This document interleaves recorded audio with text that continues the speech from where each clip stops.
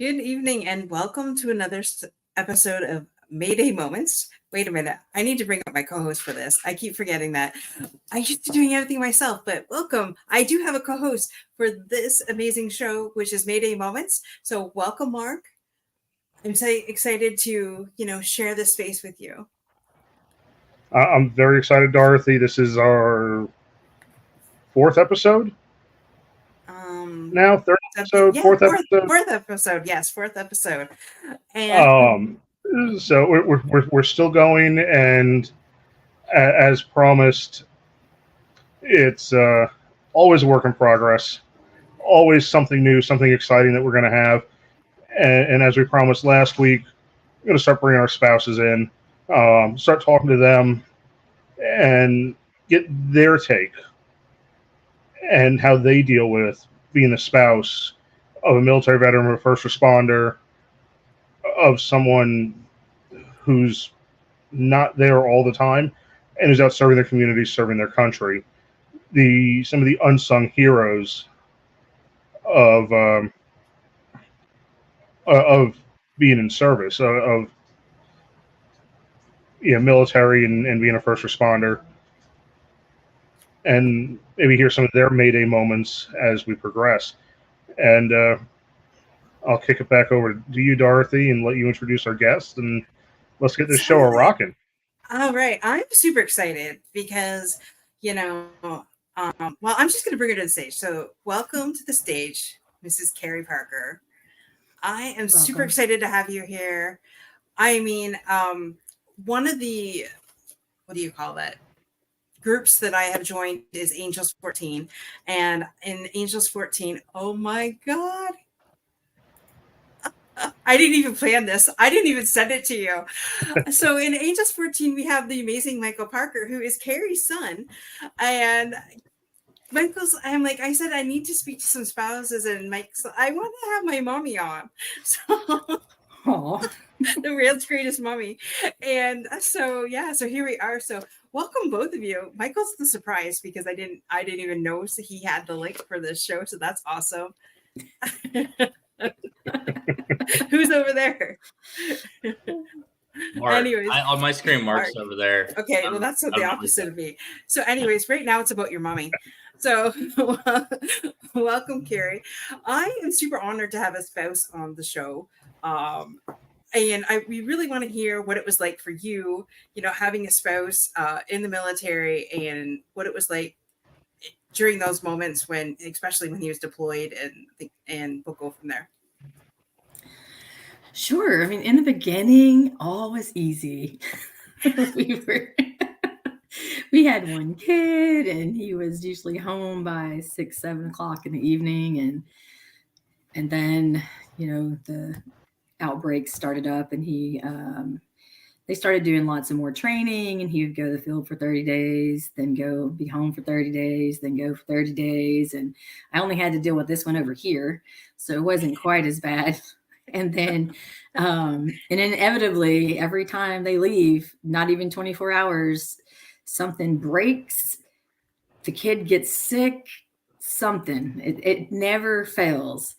And so there's a lot of ups and downs throughout our duty station. Then we added his sister to the mix. And my husband, of course, was supposed to be Rear D, and he wound up going to NTC out in California.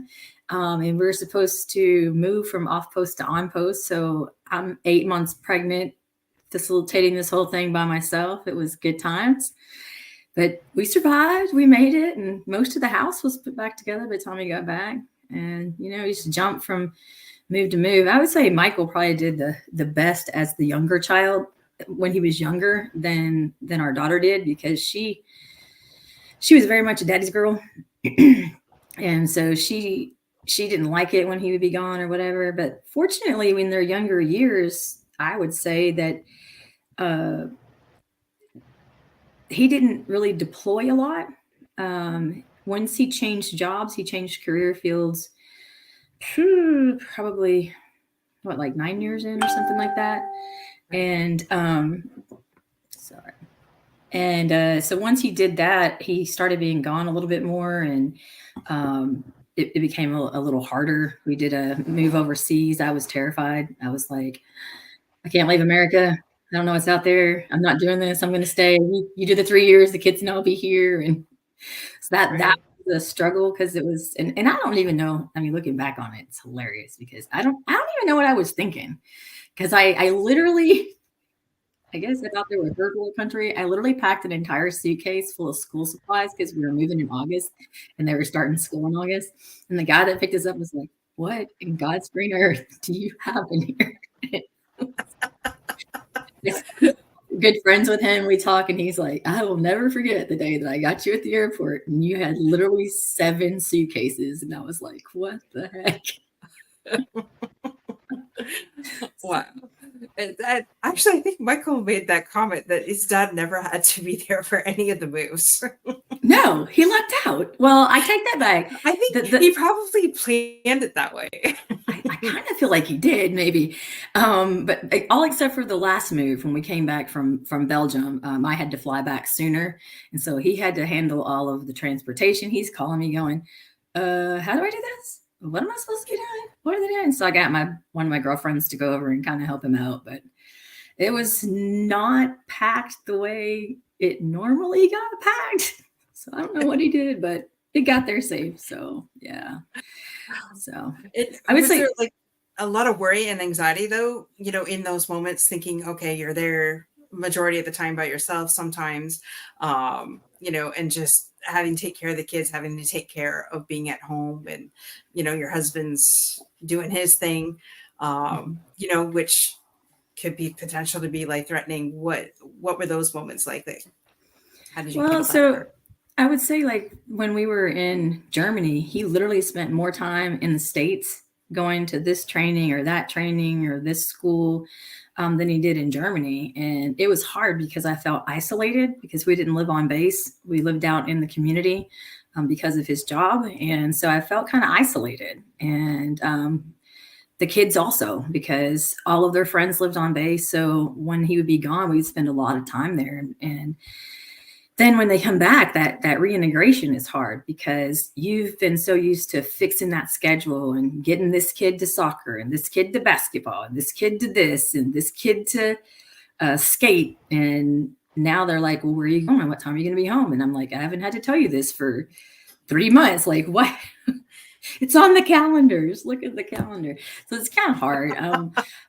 But I think for us, the worst part about it was when he went into protective service. And I think that was the hardest on me and the kids because Michael had just started high school. Claudia was in the end of elementary school. And he was traveling. He was on the travel team. So he would be home maybe 7-10 days a month, and they weren't consecutive days. And that was hard because if he was home, he wanted to be there for the kids. And if Michael had a JRTC competition and he got to go to it, and then the following week, Claudia had a soccer tournament and he couldn't go, then because he was gone, then I'm getting, oh, well, Dad loves him more than he loves me. And that Michael was a little easier, I think, to explain to him that it's not a matter of Dad loves one of you more than the other. It's a matter of Dad has to do his job and he doesn't get to pick the days that he gets to be here. They say, this is when you're going, this is when you're coming back. And then too, with him being gone so much during that time and then being beginning teenagers and teenagers, there's a lot of parenting struggles that you deal with because you don't want to get in the habit of going, well, I'm going to talk to your dad about it because we tried that one time and we got, well, Dad ain't here. So what are you going to do now? And you can't talk to him because he can't tell you where he's at. So, I mean, it becomes, a battle. And then you, I don't know, I just kind of took over that role of I'm doing the disciplining. This is what's going on, etc. And then when he came home, he would be like, well, I want to do the discipline. And they're like, well, you're never here, so we're not listening to you. And right. I could see that. Carrie's kind of frozen here. Uh-oh. That's not a good picture to be frozen. So, Michael, while your mom's got frozen. While she's throwing me under the bus over there. Well, what did it feel like as a I'm hearing kid? good Then? things about Exactly. As a kid, though, Michael, what having your dad in the military and serving, what was that like for you? I would say it was. Is my computer lagging on your end? It's not on my end, but I Okay. don't know what's going on because your mom's still frozen. I'm just making sure I'm not coming in choppy because my video is being funky on mine, but that's cool. Oh, I guess we lost her. We So lost mom. I'll fill Hopefully in she while comes back. I'll fill in while she's getting back on Okay. here. Yeah, I would always say, good to have a backup plan. hey, you know what? Here we are. While she's not on here, I absolutely love that woman, and she is phenomenal. I would say it was kind of difficult growing up. I think it was you kind of get used to it. It's like kind of like what she's saying. Dad's here, dad's gone. It sucks. But I think being the older one, I'm almost 5 years older than my sister, so I kind of had it figured out before she came along. Um, it was definitely very hard. I know for me, there was a point where I became very depressed growing up, and I didn't want to make friends because I was very outgoing. I'd make friends, and then, because their parents are military and my dad's military, between the two of us, somebody's moving away, and I'm like, why make friends if they're just going to leave in a short time? Finally, I had that mindset shift, and I'm like, hey, cool. I've got friends all over the country and the world now. But for a while, it was very hard. I was like, well, I don't want to make friends because they're just going to move, or we're just going to move. So I know it was very difficult. I think it was kind of the same for my sister too. I think it was difficult with dad being gone. Like my mom was saying, you get used to him not being there for things, which is kind of difficult. But she's back, so I don't know what happened. It just went technology. It's technology, but sometimes the Wi-Fi. No, but it depends on where you're at. Sometimes the Wi-Fi will mess up. Can I ask my mom a question? Yes. Oh, no. Well, Absolutely. depends. Wait a minute. Are you going to be a little shit, or are you going to be nice? No, it's a legitimate call. Oh, why do I got to be a little shit? Holy cow! Hey, No, wait, hold on. Because we know what you can be like, Michael. Let me be prepared for what's coming. I got two. Wait, she's got two. Oh, great! Hey, now y'all know where I get it from. Okay. So I see the note doesn't fall far. Michael, I've got nothing but love for you. So I was only kidding. So what question were you going to ask your mom? Yeah. So like you mentioned, and like I was telling them while you're gone, with dad being gone all the time, you're taking over that primary. You're basically the caregiver. Would you say it was harder or easier than being a single parent? I would say it was equal to being, well, actually, I think it's a little harder because at least as a single parent, you don't have to keep bouncing back and having somebody else come in and try to assist or want to know what's going on. As a single parent, you're just like, these are the rules, just take it or leave it. But yeah, but I would imagine it's almost like being a single parent, though, especially when you're gone. It is, except for having to call them and go, hey, when something major is going on, like, what do you think? What's your thoughts? Like, classic example. I know no stranger, and I take in all the strays. And so that Michael had lots of friends that would frequent the house, and which was fine with me because I enjoyed that they were there, where they're at. And we had one of his real good friends that his parents, he turned 18, still in high school. Parents were like, deuces, get out. And he had nowhere to go. And I was like, you do, come on over. And I called my husband. I think he was in Germany, maybe. I don't know. He was overseas somewhere.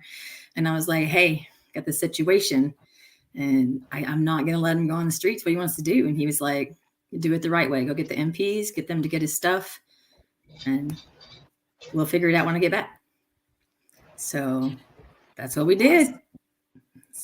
So, Carrie, how much support, going through all this, going from base to base, country to country, having your husband being deployed for months at a time, how much support was available for you? Is that something, because I have a firefighting background, and that's something that we're finding is that there's not a whole lot of support for the spouses. Is it the same in the military, or is there more support? Is it more readily available? Well, like our first base that we were at, there wasn't a lot of support. Well, maybe there was, and I just was too new to know that it was out there.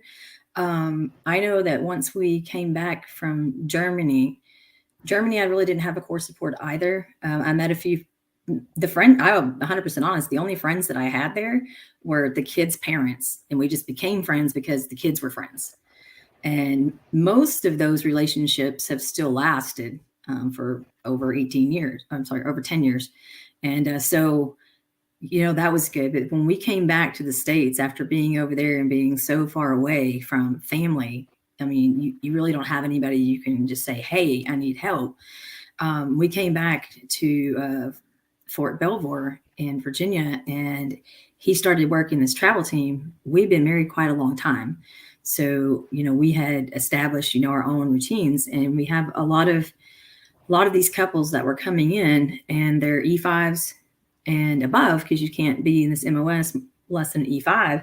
And, but they're newly married. So the spouse doesn't have any clue about how this works. And this is a protection team. So you're on rotating schedules. You're either watching the stuff, you're traveling, you're doing chase, you're doing follow, and you have crazy hours, and the spouses don't understand it. And they get mad and they get angry, and then it just falls back onto the soldier, and then the soldier brings that to work. And I really quickly identified that there's a problem here. And so I went to our first sergeant and had a conversation. I was like, hey, first sergeant, we got to talk. And he's like, what's up? And I said, there's a big disconnect with the spouses. Like, I don't know what's going on. I mean, I have no clue. I mean, John's here, he's gone, whatever. And I said, he goes, well, everybody here is an NCO and above, so it shouldn't be a problem. I said, sir, I understand that. And I said, but from a wife's perspective, I said, look at these people that are coming in, these young couples who this is their first duty station, and that their schedules are ping-ponging off. You never know. And it wasn't like anybody's doing the same thing, because that office was divided by 3 teams. And then you had your headquarters people that were like basically 9-to-5ers. And I said, it's hard for us to do it. And he said, well, what do you propose we do? And I said, I propose that we make up care teams. And so he goes, well, if you want to do it, you're going to run it, because I don't have time for it. And I said, gotcha. So I reached out and to the spouses on the other teams and got one for each of the I took over JCS, which is Joint Chiefs of Staff, which is where my husband was working. And then I got my good friend Rachel. She took over the Department of the Army. And then I got Ms. Speece. She took over the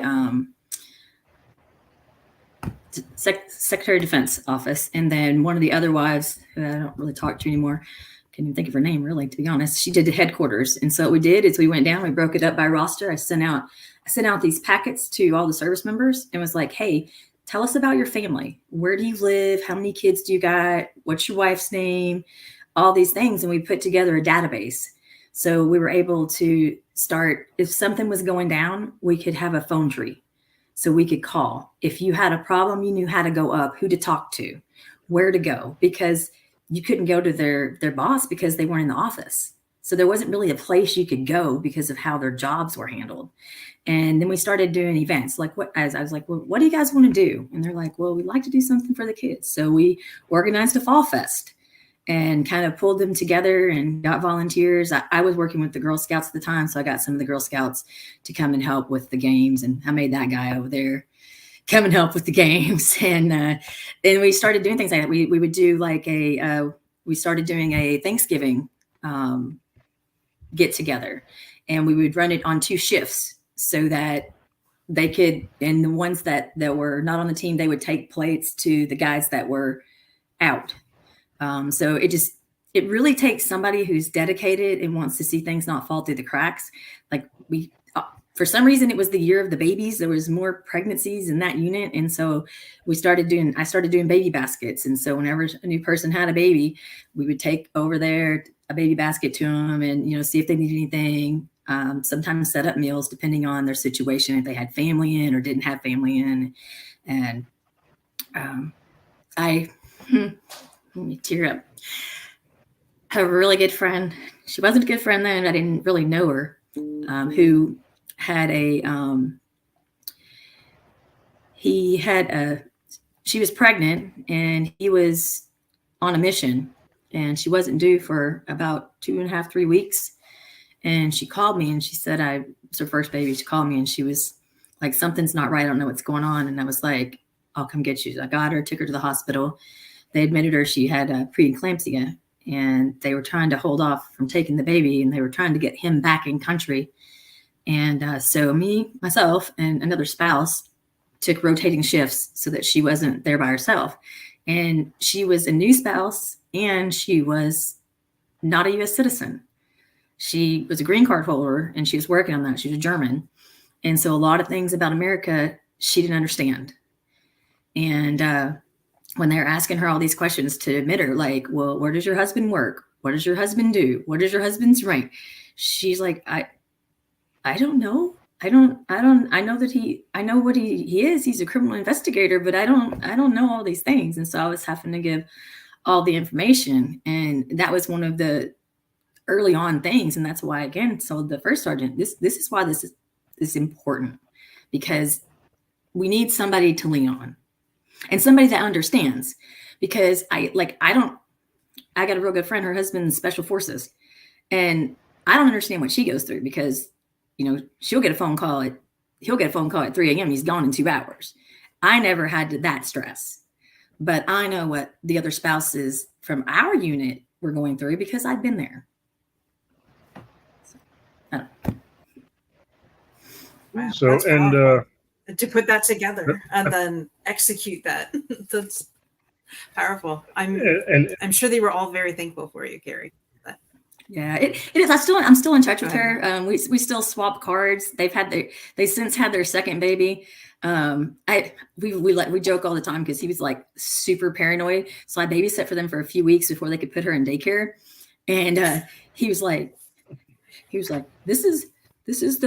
a panic room up here if you need, if something goes on, this goes on, and don't let her sleep on this. Don't let her do that. I was like, got it. And then when the second one came, they're like, hey, can you babysit? And I went over and I said, yeah, sure. And I'm like, where's the list of instructions? This happens at 8. This happens. And he says, yeah, we have 2 now. One's if we lose one, we lose one. The backup, like, really? In case it happens. So I have to ask Carrie we do have a unique situation today, and before I ask for embarrassing stories about your son, we're going to need those at some point, but we may have to do those off camera. So Carrie's son Michael is a Marine Corps vet, and I'm not going to get into specifics. He can share that when we bring him on for his own podcast, his own special guest appearance, not just the cameo of today. But Carrie, how was it when Michael came to you and said, hey, I'm enlisting to the Marine Corps? I was like, no, you're not. I was like, no. But I mean, to be honest, I felt that it was coming because he'd been in JRTC. He loved it. He lived, breathed, trained it. He was always doing it. And I think for me, I was like, I think he thinks it's like a game. Like it's school, it's a class. And my concern was that he was going to get in there and it's going to be the real thing. And he might be like, maybe I shouldn't have signed up for this. And, but I went with him to the recruiting station. We had a little chat with him and he did his pre-thing. And to be 100% honest, I think, Michael, the only thing that you and I really butted heads on that I was adamant about is he wanted to go infantry. And I said, absolutely not. I will not sign anything if you choose infantry. Your ASVAB scores are too high for that. And he was like, but I want to be at 8th and I and da-da-da-da-da.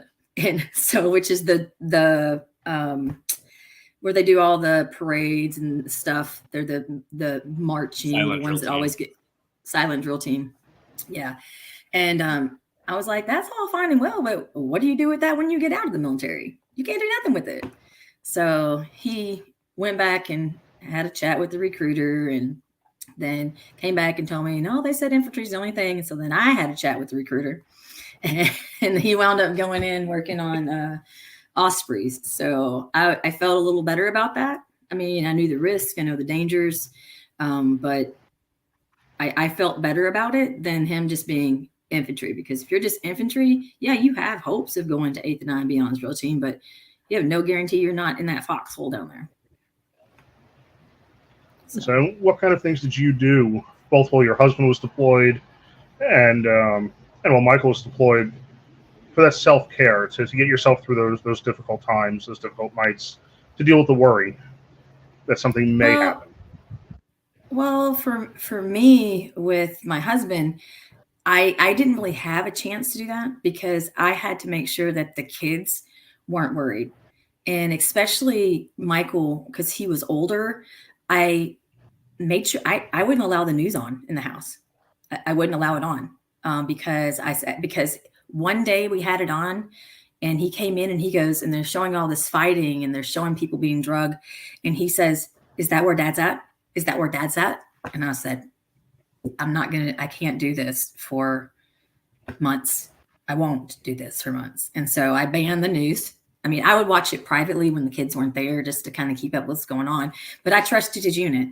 I trusted his unit to keep us updated and tell us. And he had very good leadership, and they were very good. The Rear people were very good about keeping us informed of what was going on.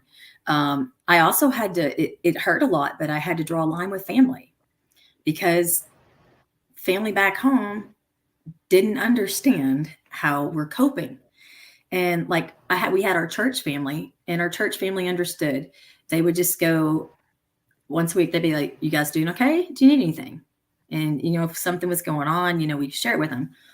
But neither my parents nor my husband's parents could get it through their head that I don't want to talk about this every day. And they wanted us to come home for Christmas. And I said, no. And finally they were like, I said, okay, I'll make a deal with you. I'll bring the kids home for Christmas under one condition. You will not constantly ask me, how are you doing? How are you feeling? How are you handling this?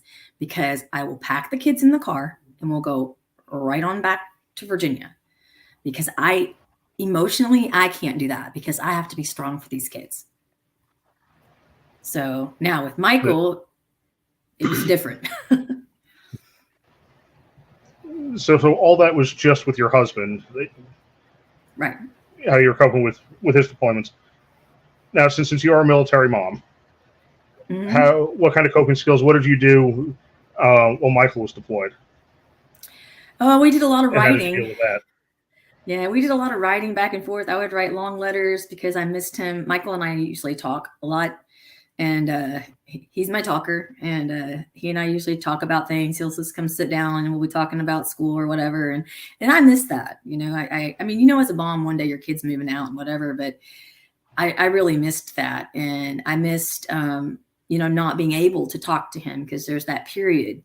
And they tell you, that you're going to get this phone call and it's going to be haunting. But haunting is not even how it is, because you hear a voice and it doesn't even sound like your child. It's mechanical because they're reading something off the wall, and then it just hangs up. And I don't lie, I cried for hours. I did. So I'm like, it's real. My baby's really gone. But for me, it was a lot of writing, just writing my thoughts, trying to write inspirational things to him to keep him upbeat while he was in boot camp. And then getting to be there when he graduated was an honor. And then we were very, very fortunate that he did his training not far from where we're at. So I was able to go down several times and get to see him. And I enjoyed it when he called. I will say, you want a funny story? It's one I can use online. I swear this kid always calls me when he's in the bathroom. I'll be like, what is that noise? Where are you at? He's like, you didn't hear anything, Mom. That is hilarious because I swear to God, my best friends, when they call me, I'm on the toilet like every single time. I'm gonna throw it back at her. She does the same thing. She calls me when she's in the bathroom, so I'll throw shade too. Wait, All right, so was that I a love saw letter Michael. from Mommy? Huh? Was that a love I didn't letter get from your mommy, Michael? Yeah, it is. Yeah, Aw, I'm pretty Aw. certain this he's so one happy. is from. This one's from boot camp. One of the first letters she wrote me when I was in boot camp, and it's in my binder or my folder I carry everywhere. So Yeah. I have I don't an love my mom at all. I still have an envelope with all of his letters in them. So I kept every one of them. So. Okay, did you write letters when your husband was gone too? Did you write them to him? No, because it was different because they were never where they could get mail. I mean, I did when he went to when he was in Kuwait and Iraq because they had an actual address, and he sent postcards to the kids, and he was really tired when he wrote them out, and he meant to send one to me. He sent 3 cards, one to Claudia, one to Michael, and one to me. And the one he sent to me, it shows this like man, it's like melting into the sand. And he wrote it to Claudia, our daughter, and he's telling her da da da da da da da. I don't remember that he's doing good and blah blah blah. And I didn't pay attention to the fronts of the postcards when I took them out of the mailbox. I was like, oh, we got mail from Dad. I hand Michael his, I take mine, and Claudia hers. She immediately turns it over to look at the picture. She's like, oh my God, Dad's a melting man. She's like, we have to mail him water. I was like, yeah. Anyway. So. Oh, that is hilarious. That is hilarious. So when he went the second time, her school she was in, she was kind of stressed out about it. So she, based off of his desert experience before, and she didn't want him to be a melted man, and she thought he needed a friend. We got a Mr. Potato Head. And so he would take Mr. Potato Head everywhere and take pictures. It's like one of the first pictures, and he could email. It's like one of the first pictures he took is he went over to the exchange and set Mr. Potato Head on top of a huge pallet of water so that she would know that he had water. So, but he went, and then he met other potato heads. So I guess other people had done it too. And yeah, so it was fun. He would take pictures, send it back to her. And that is cool. I loved how you guys communicated that. Yeah, that's awesome. Go ahead, Bart. Sorry. So, Carrie, did you find a difference? Because we're spanning multiple decades between your husband and your son, and a vast amount of communication advances, and the readability of communication. So, correct me if I'm wrong, and I want for everyone that's listening to kind of understand that when your husband was first deploying, it was more postcards, and then later on in his career, it became email. Correct? Yeah. And then with Mike, it's Twitter and Facebook and all that social media stuff that they're using now, right? Well, except for during boot camp, because they're not allowed to have electronics. But yeah. Yeah. So did you find a change going from having to wait weeks, months for a postcard to come in to email? Did that help change how you were coping with things, how you were dealing with stuff? It did. With your husband being deployed? Yeah, it did, because so like even with phone calls, we didn't have a cell phone. I mean, who knew a world without a cell phone? But we didn't have a cell phone like the first time. And what they would do is they would call the base operator, and the base operator would transfer them to your home phone. And I was always afraid. And so I remember the first time I missed a call from him, and I just went in my room and cried. I was like, oh, it was my one time to talk to him. I don't know when I'll get to talk to him again. And I was just crushed, because you don't know when you're going to get to talk to them again. I mean, it was good that I got to hear his voice, but I had so many things I wanted to say, like things that I wanted to share, because you want to share with your partner. So I think it was easier for me once Michael got back to him, once Michael got out of boot camp, because he had that electronics and he was able to, reach out and say things. And, if he had a problem, I get a text message or something, and I could easily respond, where they didn't have that back when my husband was going back and forth. And then when cell phones came out, it got a little better. I got a BlackBerry because that's what the Army was using at that point in time, and you could do BlackBerry to BlackBerry. So even if he was on a mission somewhere, I could send him a message, and it would say if he read it or whatever. And when he woke up, he could send a message back. So that made it easier also. So. All right, and with it, understanding that your husband and Michael have both been in situations, and I'm trying to do this in the least triggering way possible, but have you noticed a change in them from when they were pre-deployment versus post-deployment?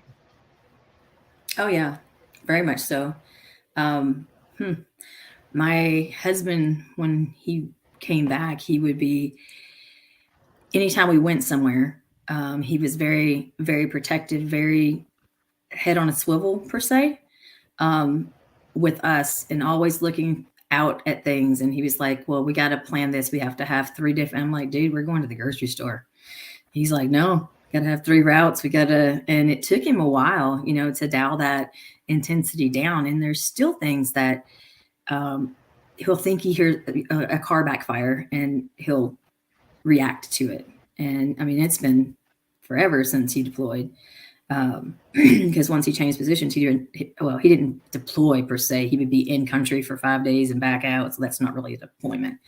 But it's still, there are days and other things too, because of his job and things that he saw, there are things that he still can't, I don't know. Did you tell them what he did? I don't think we said it on the air, but oh, well, it doesn't matter. He's retired. They know what he said. Oh, okay. Well, so because of his job, he saw a lot of things and like death scenes and so forth. So there are like, to this day, roads that he won't drive down because he associates it with that crime scene. So that's kind of a struggle too, because, and for this guy over here, for him, it was just like I think he's even more hypersensitive to like somebody walking up or somebody approaching. He's always got an eye out, and heaven, don't sneak up on him because he might grab you in a chokehold. So, but stress levels too. It's like little things that just trigger him, and like when people don't do things like in the manner that they think, because they've been drilled that in their head. You got to do this at this time. You got to do this way.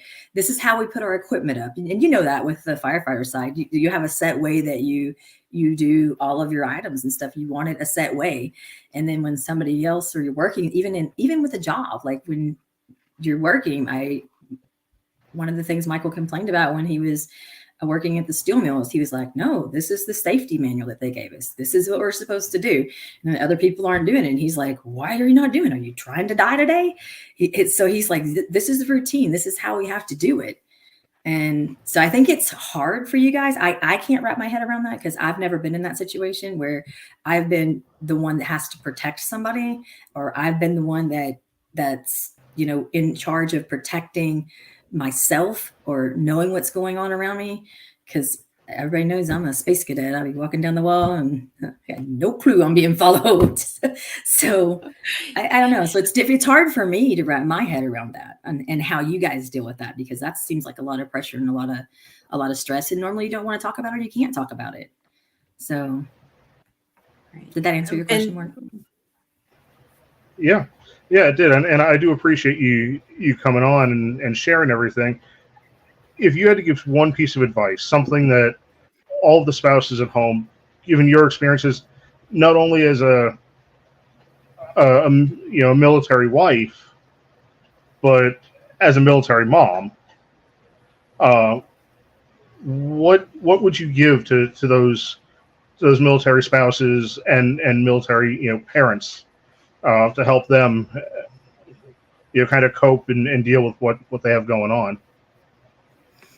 Well, I would say for the military spouses that two things are key. One is maintaining that communication and that line of trust with your partner, however you're going to do it. Because once you don't have that, it will destroy your marriage. And then it becomes a battle of the job versus the home. And two, find your support sisters. Everybody needs a support sister, whether and usually that are in similar situations, so that you have that backup sounding board. That would be my over one thing for them. On the mom side, I will tell you, it will suck big time when they go because your mom heart hurts. But you've got to let them fly. But always stand up and be ready to fight with them if there's something going down that they need help with. Don't be afraid to say, hey, let me find a way to help you figure out what's going on. Because a lot of people just, okay, they're gone, and that child no longer has the support. That's my 2 cents worth. Thank you. And I think Michael had a question for you.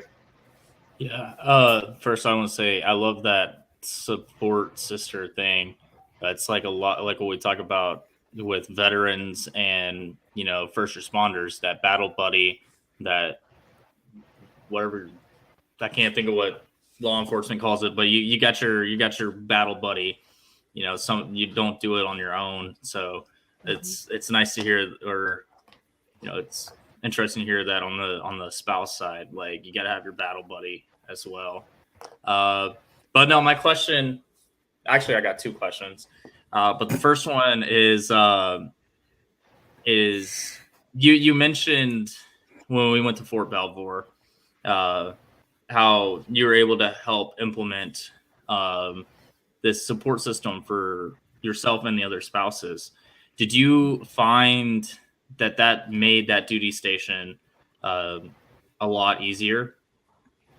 I did, and it's probably the most memorable duty station that I had, because I felt like I was making a difference. I was pulling the team together. There was no animosity amongst the spouses, and there was more collaboration between the couples, and even when we changed first sergeants, they said, "Wow, I've never been to a unit that had this much support." Love that. So with that, for the spouses that are listening, hopefully there's a lot of military spouses listening. What would your advice be for them to, and maybe command, people in command positions that might be listening to this, and looking for ways to bring their team together? Like, I know when I was on active duty, we had family fun days, but that's mandatory. Nobody wants to be there. And that's like once every 6 months, maybe, or once a quarter. Right. And so it kind of feels forced, but to make that genuine bond. And like, I remember it, like we were really connected with the other families. So I guess what would your recommendation be for, spouses looking to get more connected, or, commands wanting to connect their families better? I honestly think that it comes down to exactly why I started the care team, because the military have FRGs, which are family readiness groups. And it's basically like what you said. It's mandatory. You must come, blah, blah, blah. And they force you to do things. And all that happens is gossip, straight up gossip. And that's why it's loosely termed as family ready to gossip group. So so I was like, I don't want any part of that. I don't need to know the mud and the dirt on people. I want to help people, want to pull people together. So I think if you can let that leadership, be it in the fire department or whatever, see if you have a spouse that's willing to. There's always that mothering spouse. You got one in every group. The one that's always bringing a dish to sit in a dish for everybody to share. it's always one, right? And maybe, try like genuinely reach out to them and say, hey, is this something that you could see doing, and look for fun things. Maybe it doesn't have to be the entire group, because then it may feel forced, which is why we divided it up by teams. So like we would have like little coffees, with the one team, and they would maybe do a lunch one time. We did a babysitting thing where the parents could go out and we watched the kids. So you've got to find that niche and don't make it forced, because as soon as they say, oh, you have to be here, it doesn't matter if it's the most fun, entertaining event in the world, you lost them at you have to. Thank you for that. Yeah. I think that's huge. Like as a child, and I was old enough at that point in time to really see what was going on. To see that connection. I think from my perspective watching, it seemed like you had an easier time. I mean, obviously it was difficult situation, but it was good to know. not necessarily easier, but you had that support system there versus other places where, like you said, your only friends were my friends' parents, and y'all are only friends because I spent all my time with them. So I definitely saw a change there. But okay, my other question for you. No, you had two questions. That was one question, part A and part B. Okay. So the other question was, as a military spouse and as the mother of someone that went into the military, which one was harder for you? Ooh, I think having my child going, because in the back of your mind, there's a chance you can lose your spouse, but a mother never wants to lose a child. So for me, I would say having you go into the service. So now I have a question for Michael. No. Michael, and hearing your mom share this part of her journey, what does that feel like for you, as the knowing that she felt that way when you were in the service? I think she always knew I was going to do it, because I decided when I was really young I was going to be a Marine, but I don't think it really set in that I was actually going to do it until I did it. But yeah, it's interesting to hear her side of the story. In regards to me going in, I think my focus was just on making it day to day. I think I knew my mom was worried, and trying to do my best to keep her reassured. But to hear it come from her, how she actually felt, is definitely interesting. And now, in regards to my dad, I was right there. I got to see it, but still, I was seeing it from a child's perspective, and I could see how it impacted her, but to hear her, voice how she felt and how she handled things, like I learned things about my mom tonight that I didn't know. So, well, we're gonna have to have you guys come back, because I know that your mom has a date coming up very shortly. I do. So I want to honor. I want to honor Carrie's time here, and so if you guys are both willing, we'll have you come back at a later date and hear more about your story, if you're willing, because I love how this is going, and I can see where we could go in a couple of different directions with this, but I want to honor Carrie's little date. And thank you both so much for coming on the show. I had no idea Michael was going to be here. And so it's actually a privilege to have you both. So thank you both for coming here and sharing your heart and your story. And I can't wait to hear the rest of it. Thank you guys for having me. And Mark, I'm gonna reach out to a friend of mine and ask, because she does a care group with their volunteer fire department, and ask her how she sets that up. Awesome. I appreciate it. And thank you both for coming on. It's been an honor. It's been a pleasure to hear your story, Carrie. Michael, always fun talking to you, and it's really been eye opening getting both sides, both as a military child, or military brat as I've heard it being called, and then Carrie, and then as a spouse and a mother. And as we close out, I just want to remind everyone out there listening that as first responders, as military veterans, when we get in trouble on the job, we're very, very good at calling for a mayday, calling for backup, calling for fire support, calling for help. And it's when we take that uniform off that we're not so used to, that we don't call for help when we need it. And this is where our spouses and our mothers really can make the difference in our lives, because they're the ones that are going to see this. They're the ones that are going to see the change that we experience and the change in our mental health before we even know that it's going to happen. And I want to empower every spouse, every mother, that if you see your first responder, see your firefighter, see your police officer, see your paramedic, your EMT, see your see your veterans, see your active duty service members, and my dogs are doing their job. If you see them struggling with something, please try to get them the help they need. Be there for them, help support them, but also to our veterans, to our active duty service members, to our firefighters, to our paramedics, EMTs, to our our law enforcement officers, all of our heroes. Pick up your spouses, pick up your moms, your parents, is you don't really understand what they're going through, supporting you in your journey of service, and they need that help as well. They need people there to help pick them up. And as we close tonight, another episode of the Mayday Moments, thank you both again from the bottom of my heart. Much love to the two of you. Much love to everyone else out there. Everybody stay safe. Keep your heads up. And the sun's always going to come out tomorrow. And as long as that happens, no one fights alone. Somebody's always there for you. So with that, that's all I have. And everyone have a wonderful evening.